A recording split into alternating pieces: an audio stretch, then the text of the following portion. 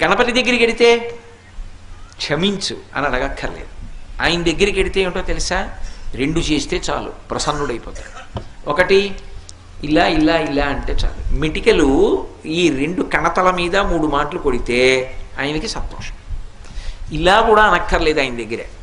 ఇలా కొట్టి ఈ చేతి మీద కుడి చేయి పైకొచ్చేట్టు ఎడం చేయి కిందకు ఉండేటట్టు పెట్టి కుడి చేత్తో ఈ చెవి చివరిని ఎడం చేత్తో ఈ చెవి చివరిని పట్టుకుని 3 మాటలు గుంజీలు తీస్తే ప్రసన్నుడైపోతాడు.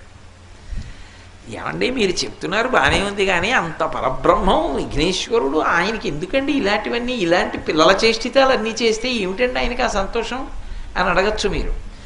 దీని వెనక ఒక మర్మం ఉంది. ఒకప్పుడు అగస్త్య మహర్షి మహానుభావుడు, సామాన్యుడు కాడైన ఆయన ఆ దక్షిణ దేశంలో ద్రవిడ దేశం దగ్గర ఒక పర్వతం మీద కూర్చొని తపస్సు చేస్తున్నాడు. ద్రవిడ